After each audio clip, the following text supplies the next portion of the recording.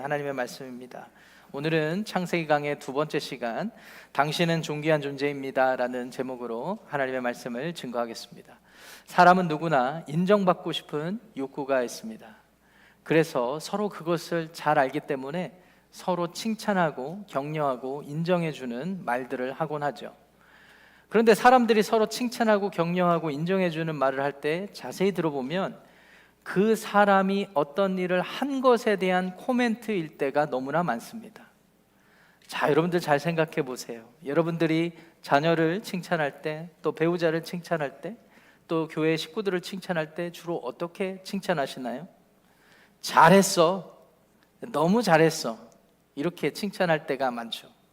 어떤 일을 한 것에 대해서 평가하고 코멘트하는 것입니다. 또 어떤 때에는 격려할 때가 필요한데, 아쉬워하고 실망할 때 우리는 또 어떻게 격려합니까?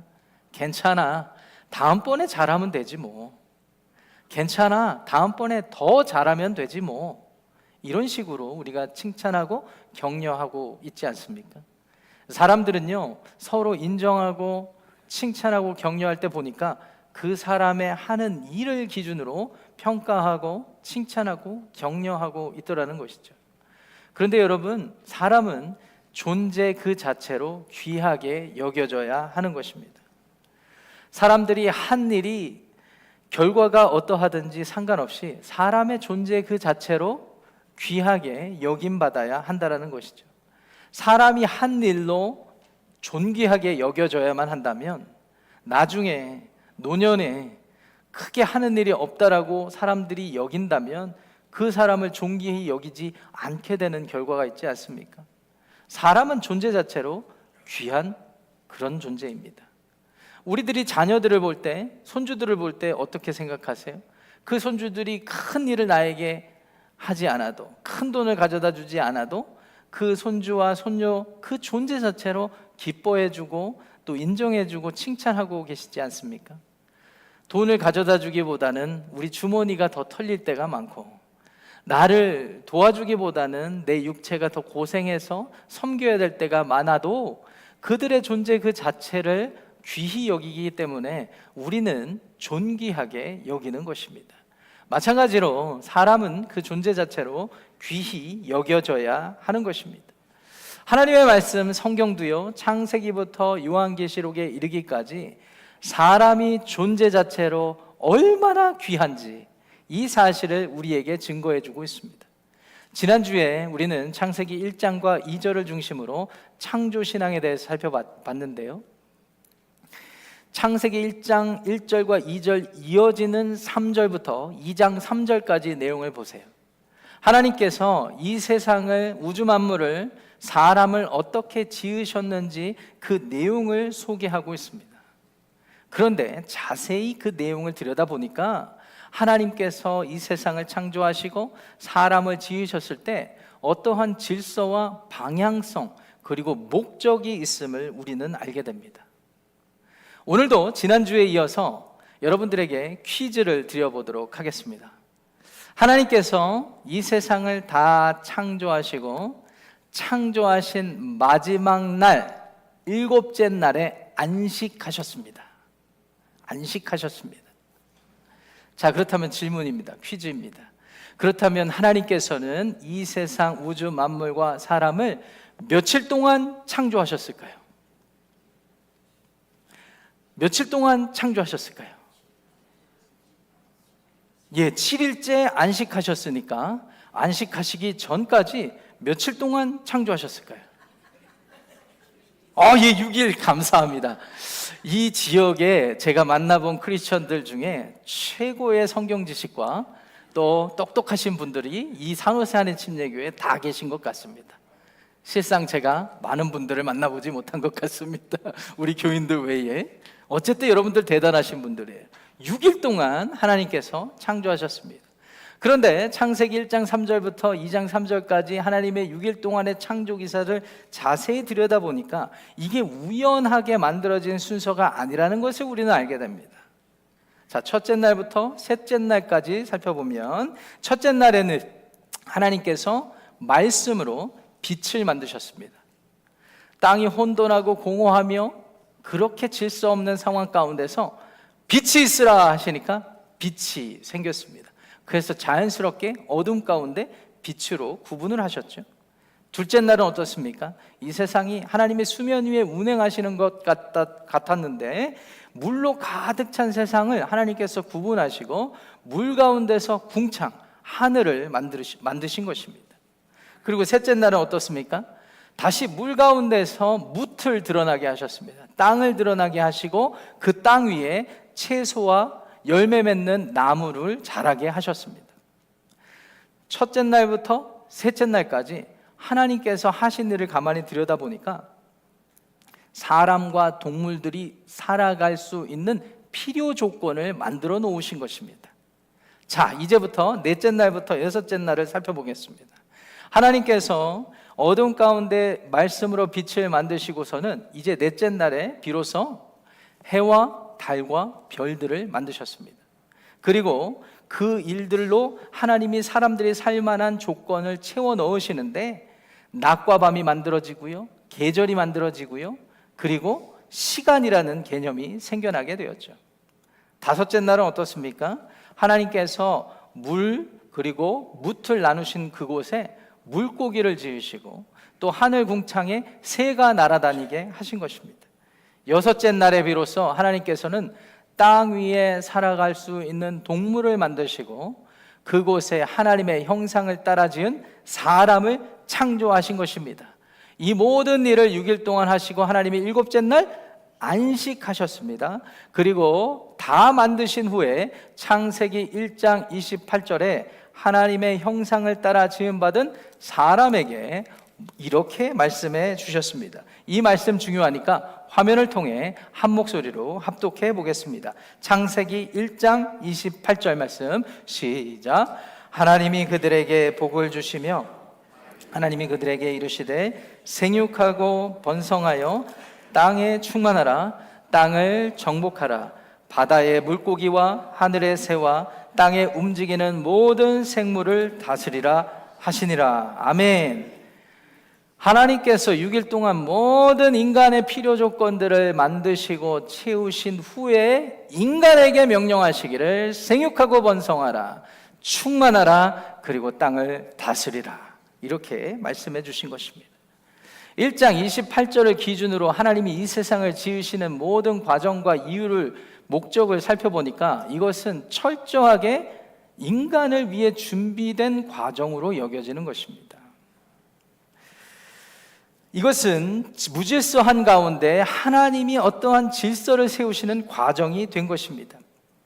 그렇습니다. 성경은 분명히 증거하기를 인간은 그냥 만들어진 존재, 만들어져서 진화된 존재가 아니라 그렇게 이 세상에 아무런 목적과 이유 없이 살아가는 존재가 아니라 모든 것을 준비하신 후에 하나님의 피조 세계를 맡겨주시는 인간을 위한 그런 창조였다라고 말씀을 하고 하나님은 하나님의 이 피조 세계에 그 인간의 존재를 초대하신 것입니다.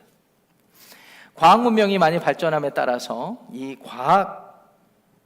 과학계에서 이 세상의 기원과 인간의 기원에 대해서 많은 가설들을 그렇게 제시하고 있죠. 제가 굳이 가설이라고 말씀드리는 이유가 있습니다. 그것은 과학이라는 학문의 특성 때문에 그렇습니다.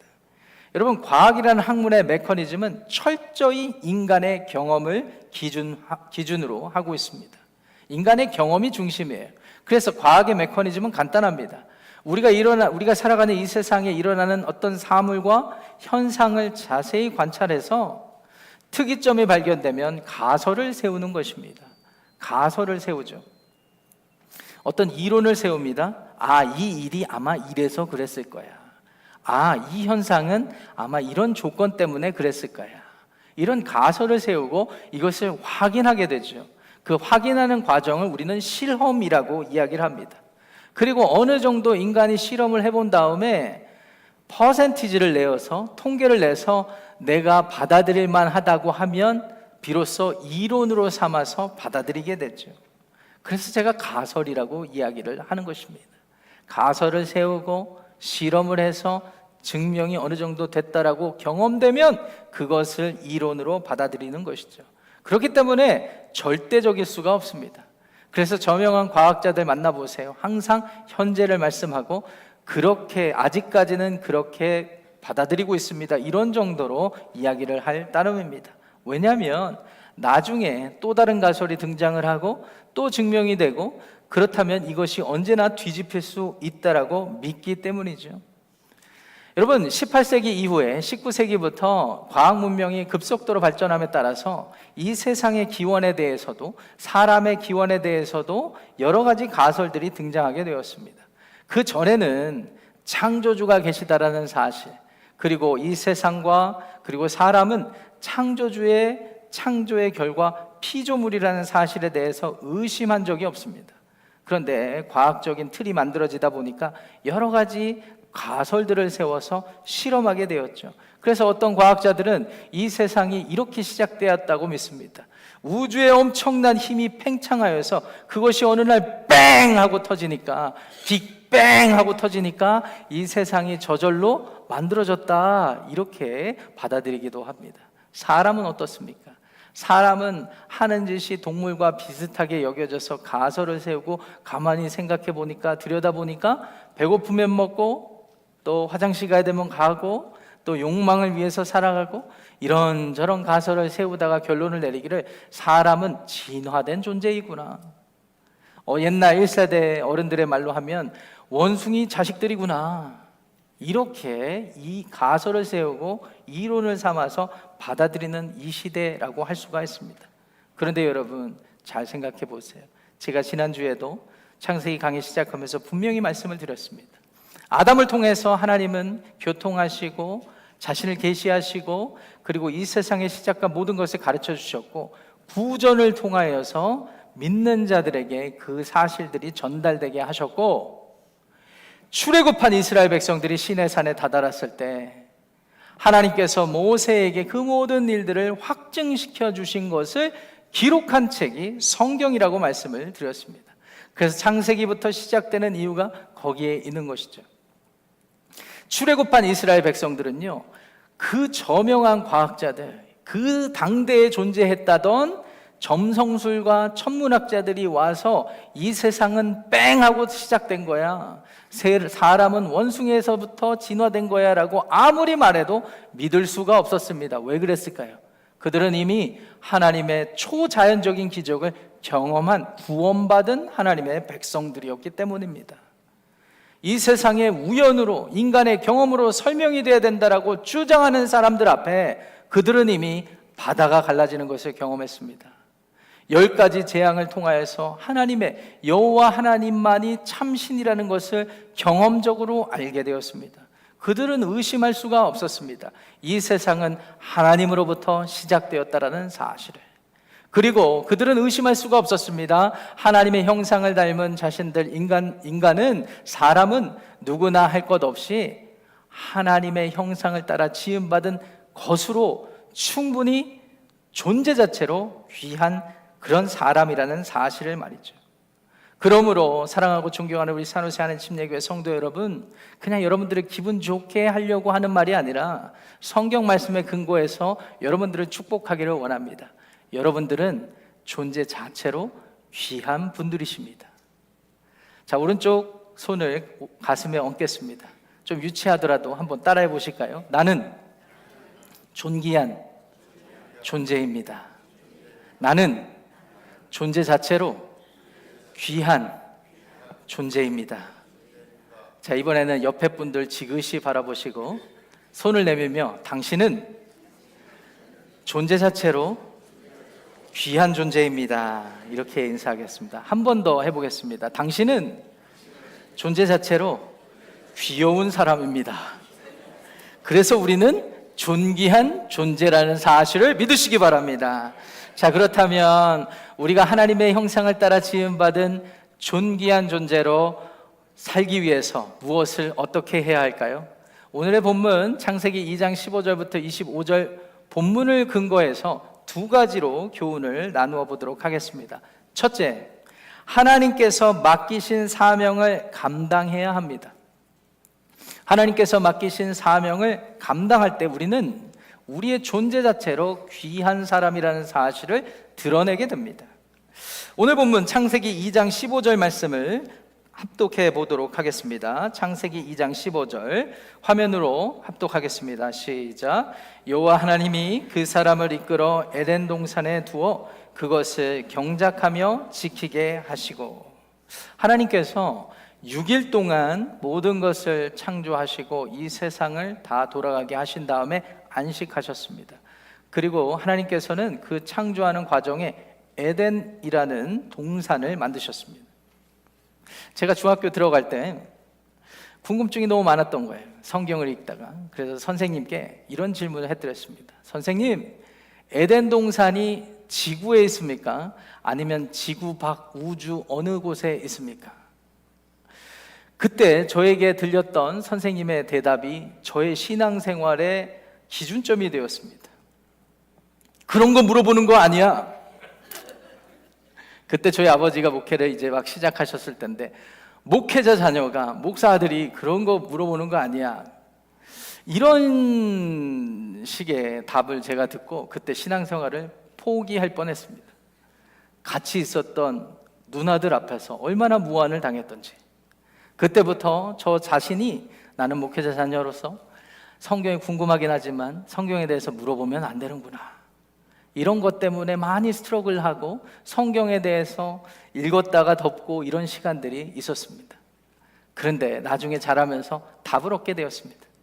두 번째 퀴즈, 여러분, 에덴 동산은 지구상에 있었을까요? 우주 어느 곳에 있었을까요? 이 지구, 대단하신 분들입니다. 저는 너무나 감사합니다. 우리 이렇게 스마트하신 분들하고 신앙생활 하고 있으니 말입니다. 하나님께서는 에덴 동산을 지구에 두셨습니다. 많은 현대 성경학자들이 추적해서 찾아가다 보니까, 특별히 2장에 등장하는 여러 강의 줄기의 이름들을 쫓아서 추적하다 보니까 오늘날 터키, 시리아 그 경계쯤 어느 곳일 것이다라고 이렇게 추정하고 있습니다. 재작년에 제가 그곳에 성지순례할 겸 안식년을 받아서 갔을 때 거기도 방문해보고 싶은 마음도 있었지만 볼 데가 너무 많아가지고 아직 방문해보지는 못했습니다. 그런데 에덴 동산을 그쪽으로 추정하고 있죠.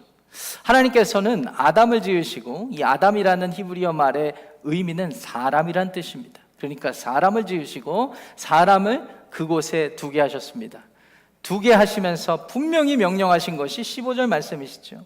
그것을 경작하고 지켜라 라고 말씀하신 것입니다. 하나님은 사명을 주신 것입니다. 하나님은 그 동산에 하나님이 지으신 모든 것들을 맡겨주신 것입니다. 이것이 사명인 것이죠. 그 일들을 하는 것, 나의 위치와 자리에서 역할을 감당하는 것을 우리는 소명이라고 합니다. 각자의 자리에서 하나님이 경작하고 지키게 하신 것을 말이죠. 여러분, 사람의 가치는 사명에 따라 규정되는 때가 많습니다. 우리가 은연중에 누구를 소개할 때 잘 한번 생각해 보시기 바랍니다. 이 사람을 그냥 그대로 소개하면 될 것을, 인사하세요, 이분은 어느 회사의 상무님이십니다. 인사하세요, 이분은 이런 일을 하시는 이런 분이십니다. 이렇게 하지 않습니까? 그분이 하시는 일에 따라서 그렇게 가치를 규정하고 소개하는 경향이 있습니다. 그런데 성경은 우리에게 그 사람이 하는 특별한 직업이나 일 때문에 그 사람의 존귀한 존재를 소개하고 있지 않습니다. 하나님이 맡겨주신 사명, 피조 세계를 경작하고 지키는 사명을 맡겨주시는 그 사실 자체로 존재 자체가 귀하다라고 하시는 것입니다. 이렇게 믿고 받아들이면 우리에게 얼마나 위로가 되는지 모릅니다. 우리가 세상적으로 볼 때 세상적인 일을 잘해서 성과를 잘 냈기 때문에 존재 자체가 귀해지는 것이 아니라는 것이죠. 그걸 열심히 해갖고 세상적으로 성공했기 때문에 존재 자체가 귀해지는 것도 아닙니다. 그냥 하나님은 우리를 만드셨다라는 사실, 그 만드신 존재에게 자기의 피조 세계를 맡겨주셨다라는 사실로 인하여 우리는 존재 그 자체로 귀하다라는 사실을 기억하시기를 바랍니다.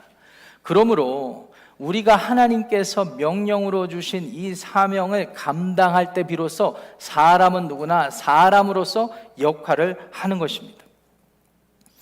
창조 세계, 하나님의 피조 세계를 돌보는 일부터 시작해서 어떤 분들은 꼭 하나님의 사명을 교회에 관련된 일, 성경에 관련된 일로만 생각을 하시는데 그렇지 않습니다. 하나님은 이 세상 우주 만물을 다스리시는 분이시기 때문에 각자에게 주신 은사와 기회를 따라서 직업을 갖게 하시고, 또 가정에게 가정을 주시고 가정의 자리와 역할을 주시고, 그리고 교회 공동체 안에서 또 이웃 커뮤니티 안에서 모든 일을 섬기게 하셨죠. 각자에게 주어진 모든 일들이 소명의 자리, 하나님의 맡기신 일이 사명이라는 사실을 기억해야 하는 것입니다. 그런데 우리 모두가 이 사명을 감당해 나가다 보면 우리가 잊어버리게 되는 것이 있죠. 하나님은 모든 일을 맡기셨다라고 생각하고 자유의지를 갖고 있으니까 멋대로 하는 경향이 있는데, 그러면 안 됩니다. 오늘의 본문 중에 16, 17 두 구절 말씀을 통하여서 우리는 알게 됩니다. 16절 말씀을 통해 하나님은 에덴 동산에서 거하는 인간들에게 축복을 하시는데, 동산에 있는 모든 나무의 열매를 먹어라 라고 하셨죠. 임의로 먹되 라는 말씀은 반드시 먹어라, 반드시 먹어도 좋다. 여러분, 하나님이 허락하신 피조 세계에 있는 생물들, 특별히 열매로 우리에게 주신 것들을 굳이 금지하지 마세요. 물론 라면 이런 건 좀 조심하셔야 되죠. 왜냐하면 그것은 가공식품입니다. 하나님이 천연으로 주신 게 아니라 인간들이 만든 거죠. 스팸, 햄 이런 거 다 가공식품 아니겠습니까? 그런 걸 떠나서 하나님이 자연 그대로 주신 거. 제가 캘리포니아 와서 너무나 만족하는 것 중에 하나는 과일이 너무 맛있어요. 과일이 너무 맛있어요. 자연 그 상태로 주신. 어느 성도님 집에서 따오신 레몬, 어느 성도님 집에서 따신 오렌지, 이런 거 너무 맛있어요. 하나님이 우리에게 반드시 먹어라, 임의로 먹되라고 주신 선물이라는 사실을 기억하시기를 바랍니다. 그런데 17절로 넘어가니까 하나님께서 조건으로 금지하신 것이 있어요. 그게 뭐예요? 우리가 잘 아는 선악을 알게 하는 나무 열매는 먹지 말라. 그것을 먹으면 어떻게 됩니까? 반드시 죽게 될 것이다 라고 말씀해 주시죠. 어떤 이 과학자들은요, 이 선악, 인간의 모럴리티를 알게 하는 나무가 있나? 그걸 찾아보자. 그게 없으면 성경은 거짓일 것이다 라고 해서 오늘날까지도 많은 나무 열매를 조사하시는 분들이 있습니다. 나무 열매 어떤 것을 먹으면, 우리가 카페인을 섭취하면 막 사람의 기분이 달라지듯이 마치 어떤 열매를 먹으면 우리가 더 도덕적으로 되는 게 있을 수도 있다라고, 이런 나이브한 생각으로 연구하시는 분들도 계십니다. 또 생각나서 말씀을 드리는데, 제가 직접 경험한 분 중에 하나가 교육학과 학과장이신 한국 교수님이 이 뇌과학에 빠지셔가지고 맨날 뇌를 뚜껑을 열어서 인간이 어느 뇌의 지점을 딱 자극을 주니까 막 은혜를 받는 그런 영상들이 있어요, 유튜브에. 그런 것들을 막 이제 과학적으로 연구를 하시면서 자꾸 청년들에게 그 영상을 보여주시고 세미나 하시고, 너네들이 지금 찬양하면서 우는 이유는 뇌의 이 부분이 자극받아서야, 이렇게 얘기를 하셔서 저랑 얼마나 많이 논쟁했는지 모릅니다. 나이브하게 생각해서 그렇게 연구하시는 분들도 계시죠. 그런데 성경적으로 보면 하나님께서 선악을 알게 하는 나무 열매, 그것을 생물학적으로 또 과학적으로 어떻게 설명할 수는 없겠지만 하나님이 이렇게 조건을 다신 이유는 분명히 알게 됩니다. 우리를 살리게 하시려고. 하나님은요, 선악과를 주신 것은 하나님이 모든 것을 맡겨주셨지만 하나님이 제한을 두신 것입니다. 그리고 제한을 두신 이유가 분명하죠. 너희들의 자리를 알고 내가 창조주라는 사실을 기억해라. 이런 것이 없으면 사람은 누구나 선을 넘게 마련입니다. 사람은 선을 넘게 마련이에요. 창조주 하나님의 자리를 넘보지 말라고 선과 악을 알게 하는 나무 열매를 두셨다라고 우리는 그렇게 믿습니다. 19절 말씀도 넘어가 보면 하나님이 사명을 또 주시는 것이, 하나님이 질서 아래에서, 하나님의 주권 아래에서 하게 하신 것을 알게 되는데, 동물들을 사람에게로 다 끌어오시죠. 누가 동물들을 사람에게로 끌어왔다고요? 창조주 하나님께서. 그리고 사람이 한 일은 무엇입니까? 그 동물들의 이름을 짓게 하신 것입니다. 19절의 말씀의 기사는요, 우리에게 분명한 선을 보여주십니다. 하나님이 동물들을 창조하셨고 데려다 두시면서 이름은 네가 지어라. 네가 다스리고 지켜야 되는 것이니까 권한을 넘겨주신 것입니다. 우리는 이 질서를 분명히 기억해야 됩니다. 창조주 하나님이 나의 삶의 주인이시고 내가 사람으로 존재하는 이유는 하나님과 관계 맺는 그 관계 안에서 맡기신 일을 감당하기 위함이구나 라는 사실이죠. 우리들의 삶도 한번 이런 기준에서 점검해 보기를 원합니다. 많은 사람들이 물질적인 것으로 또 인간적인 것으로 세상의 기준으로 우리의 모든 그 존귀한 가치를 규정하려고 하죠. 어떤 분들은 노년에 우울하시대요. 그래서 말씀을 들어봤더니 내가 이민 와서 자녀들을 위해서 이렇게 수고하고 노력했는데 자녀들이 나를 안 알아주는 것 같아서 많이 우울하다는 거예요. 내가 이러려고 여기까지 살았나? 이렇게 고생했나? 여러분, 서운함은 그 사람 굉장히 주관적인 거잖아요. 자녀들의 말도 안 들어보시고 그냥 그때 느끼는 것에 따라서 내 가치를 규정하고 살 때가 있습니다. 그런데 성경은 그런 것으로 가치를 규정하지 않습니다. 존재 그 자체로, 하나님이 우리에게 주신 사명이 있다라는 사실 그 자체로 우리를 존귀하게 여기고 계십니다. 사랑하는 우리 산호세 하나님 침례교회 성도 여러분, 여러분들의 삶의 자리에서 하나님이 맡겨주시고 불러주신 그 일들을 감당하며 여러분들의 가치를 스스로 하나님 앞에 드리시기를 주님의 이름으로 축원합니다. 가정에서도요, 여러분들이 부름받은 자리가 있고 역할이 분명히 있습니다. 제가 아버지로 부름받았는데 엄마로 살겠다고 작정하고 생물학적으로부터 시작해서 이렇게 한다면 하나님이 원하시는 창조 질서가 아닌 것처럼 하나님이 정해주신 질서 안에서 감당해야 하는 것입니다. 하나님의 피조 세계를 돌보는 일, 지키는 일도 우리에게 주어진 사명인데 선을 넘어서 우리가 이 모든 피조 세계의 주인인 것인 것처럼 모든 질서를 뒤집어 엎어가며 우리의 욕심을 부리며 살면 이미 선을 벗어난 것이죠. 그렇기 때문에 기후변화가 일어나고 그렇기 때문에 우리가 불편함을 겪는 것 아니겠습니까? 그리스도인이 맡아야 되는 책임은 이 피조 세계에 대한 사명도 포함된다는 사실을 기억하시기를 바랍니다. 교회도 마찬가지입니다. 우리를 불러주신 사명이 있는데 신앙생활 연수가 길어지면 연수가 길다라는 것 때문에 존귀히 여겨지려고 하는 분들이 계시는데요, 꼭 그렇다고 할 수가 없습니다. 존재 자체가 귀한 것은 맞지만 하나님이 부르신 자리에서 맡겨진 일들을 감당할 때 비로소 그 가치가 빛나게 된다는 사실을 기억하시기를 바랍니다. 우리가 존귀하게 살기 위해서는 하나님이 맡겨주신 사명을 우리들의 삶 가운데, 가정에서, 교회에서, 이 세상 가운데 감당해야 하는 것입니다. 두 번째, 하나님께서 우리를 존귀한 자라고 불러주시고 만들어주셨는데 우리가 존귀하게 살기 위해서는 하나님께서 창조하신 다른 사람을 소중히 여기며 함께 사명을 감당해야 합니다. 하나님은 사람에게 사명을 맡기시면서 혼자 감당하도록 두지 않으셨습니다. 오늘의 본문 중에 18절 말씀을 함께 읽어보기를 원합니다. 18절 말씀 화면을 통해 시작. 여호와 하나님이 이르시되 사람이 혼자 사는 것이 좋지 아니하니 내가 그를 위하여 돕는 배필을 지으리라. 하나님께서 아담이 혼자 지내는 것을 좋지 않게 보셨습니다. 인간이 갖는 고독 그 자체, 그 상태를 좋지 않게 여기셨다라는 말입니다. 이 말을 오해하시면 안 됩니다. 창세기 1장에 보니까 하나님이 만드시는 것마다 평가를 하실 때 보시기에 좋았더라, 보시기에 좋았더라 하셨고요, 나중에 다 마친 후에 심히 좋았더라라고 말씀하셨는데 갑자기 아담이 혼자 사는 것을 보고 좋지 않다라고 하셨어요. 이것은 어떤 의미일까요?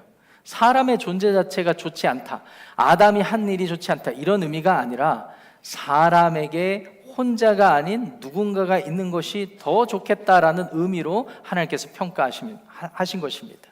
하나님의 속성 때문에 그래요. 성부, 성자, 성령 하나님께서 늘 함께 존재하시면서 각자의 사명을 감당하시는데 그 성품을 따라 돕는 배필을 만들어주겠다라고 작정하신 것이죠. 그리고 이어지는 구절들을 보면 하나님께서 아담을 깊이 잠들게 하신 후에 갈빗대를 띄어서 어떻게 합니까? 여자를 만들어 주신 것입니다. 저는 개인적으로 말씀을 기록된 대로 믿음으로 받아들입니다. 그렇기 때문에 갈빗대에서 만들어진 존재가 여자분이라는 사실을 말씀에 근거해서 그냥 받아들입니다. 그냥 받아들입니다. 그 과정이 어땠는지 잘 모르겠습니다. 또 어떠한 창조과학회 분들은 남자와 여자의 갈비뼈 숫자와 형태를 조사를 해갖고 이런 이유 때문에 갈빗대에서 나온 게 맞다 이렇게 하시는데, 그것도 하나의 이론일 뿐입니다. 다른 건 모르겠지만 받아들일 뿐입니다. 그런데 제가 신학적으로 성경적으로 설명드릴 수 있는 부분이 있어요.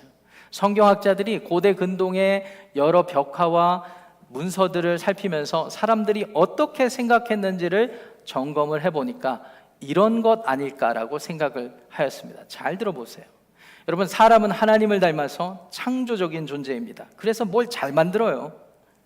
그래서 여러분들이 요리를 잘 하시는 이유가 거기에 있는 것입니다. 창조하는 능력이 여러분들에게 내재되어 있기 때문입니다. 그런데 사람이 창조하는 것 중에 하나님이 싫어하시는 것들도 있었는데 그 중에 우상이라는 것이 있습니다. 우상을 만들어서 하나님이라고 섬기는데 우상들을 조사를 해보니까 하나같이 비슷해요. 형상은 사람입니다. 아무리 머리를 바꿔서 다리를 바꿔서 팔 바꿔서 해도 형상은 언제나 하나같이 동일하게 사람이에요. 그런데 사람이 이제 욕심을 내서 사람보다 강한 존재로 우상의 머리를 짜는 경우가 있습니다. 어떤 나라 가니까 소의 형상을 따라서 머리를 짜요. 어떤 나라 가니까 사자의 형상을 따라서 머리를 짜요. 그리고 하나님이라고 받아들이고 인정을 합니다. 창조적인 능력을 가지고 선을 넘어서 이상한 것을 만든 것이죠. 그런데 그들이 왜 그런 일을 하고 어떤 과정을 통해서 그런 일을 했는가 들여다보니까 머리는 자기보다 훨씬 더 나은 자기를 지배하는 힘을 상징한다라고 했습니다. 그러니까 그 자리에는 사람보다는 동물의 큰 힘을 상징하는 것들로 채워넣었던 것이죠. 다리를 다른 동물로 만들고 발은 소의 다리로 만들고 이런 것. 발은요, 종속적인 의미를 상징하는 의미로 그렇게 갖다 만들어놨다고 합니다. 이것이 그때 당시에 사람들이 가졌던 통념이었어요. 그런데 배에서 무언가를 한다, 특별히 갈빗대에서 한다라는 것은 신학적인 의미가 남달랐습니다. 그것은 동등된 것이다, 동등된 것이다 라는 의미가 있었다라는 거예요. 자, 이런 의미를 중심으로 저희가 남자와 여자를 구분해 보기를 원합니다. 하나님은 남자를 먼저 창조하시고 그에게서 여자를 만드셨어요. 과정은 모르겠으나 하나님이 하신 일이기 때문에 결과는 분명합니다. 하나님은 그를 돕기 위하여서 동등된 위치에서 동등된 존재를 창조하신 것입니다. 여러분 믿으시기 바랍니다. 특별히 형제분들 믿으시기 바랍니다. 아멘. 동등된 존재예요. 남자는 하늘, 여자는 뭐 이렇게 해가지고 계급을 지으며 하나님이 싫어하셔요. 하나님은 동등된 존재로 부르셨어요. 창조하셨어요. 자, 그렇다면 질문, 왜 하나님은 동등된 존재를 동일하게 이렇게 창조해서 맡겨주셨을까요? 그것은 하나님께서 이 세상을 맡기신 것을 함께 서로를 소중히 여기면서 감당하게 하시기 위함이셨습니다. 그렇기 때문에 우리에게 가정이 주어진 것이고, 그렇기 때문에 우리에게 자녀가 태어난 것이고, 가정과 가정이 모여서 타운을 이루고 이웃을 이루고 나라를 이루고 민족을 이루게 되었던 것입니다. 그래서 하나님의 백성들을 통하여, 가정을 통하여, 이웃과 커뮤니티 교회를 통하여, 나라와 민족을 통하여 하나님의 질서가 세워지는 것이 하나님의 뜻이었습니다.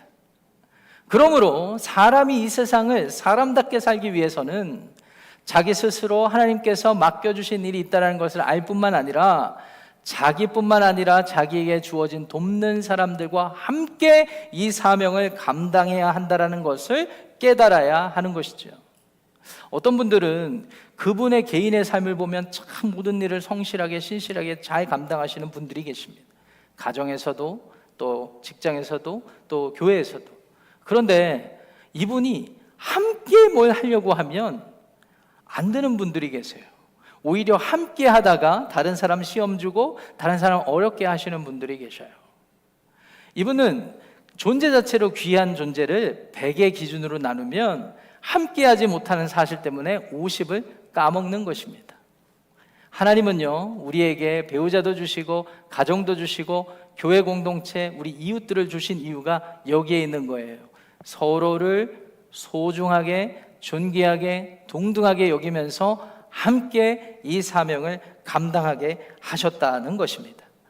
하나님께서 남자와 여자가 서로 한 몸을 이루게 하셨다는 것은 육체적인 결합만 의미하는 것이 아닙니다. 영적인 연합, 그리고 사명의 연합, 그래서 순종의 삶을 함께 살아가게 하시기 위함이셨습니다. 그러므로 사랑하는 우리 산호세 한인침례교회 성도 여러분, 여러분들의 삶에 일어나는 어떤 일이 있다 하더라도 여러분들을 스스로 존귀 여기시는 믿음을 회복하시기를 주님의 이름으로 축원합니다. 하나님이 창조하셨기 때문입니다. 그리고 하나님이 일을 맡겨주셨기 때문이죠. 우리 존경하는 산호세 한인침례교회 성도 여러분, 옆에 분들을 소중히 여기시는 성숙한 믿음을 가지시기를 축원합니다. 나만 존귀한 게 아니에요. 옆에 분들도 존귀한 분들입니다. 자, 이런 의미에서 옆에 분들 한번 다시 지그시 바라보시고 이렇게 인사하겠습니다. 당신은 참 존귀한 사람이에요. 이렇게 인사하겠습니다.